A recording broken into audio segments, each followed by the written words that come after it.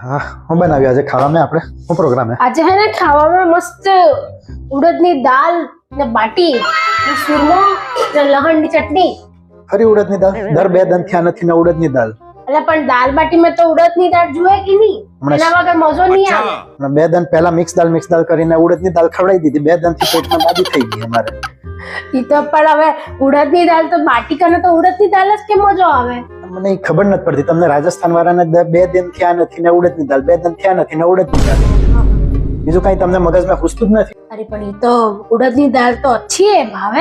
હમણાં last time લગનમાં ગયા તો ત્યાં ઉડદની દાળ બનાવી દીધી. લગનમાં કોઈ ઉડદની દાળ બનાવતું હોય? પણ ઈ તો હવે લગ્ન વાળા કરે કે આપણે શું કરવાનું? ઈ કરીએ તો ઉડદની દાળ ખાઈ ખાઈને તમે રાજસ્થાન વાળા ભડકા કરો ને ગુજરાતની ધરતી ધ્રુજી રહી है.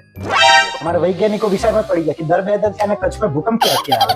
હોતું હે કાઈ ભી બોલો તો. दर बे दिन थाने कच्छ में भूकंप આવે. वैज्ञानिक आ बाजू पाकिस्तान में ने ऊपर नॉर्थ में एपिसेंटर होती रही. हमने कौन समझा कि આપણા પડોશી રાજ્ય વાળા દાળ ખાઈ ખાઈને ભડકા કરી રહ્યા એટલે જોર જોરથી.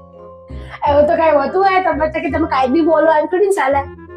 ઉડદની દાળ હવે મારે આ ઘર में બનવી જ દીધી. અલા પણ બાટી કરે તો ઉડદની દાળ જ જોઈએ કે તો બાટી ખાવાની બંધ કરી દો હવે. ઈ તો રાજસ્થાન વાળાને તમે દાળ બાટી ખાઈને બંધ કરો. ઈ તો ચાલતું હે.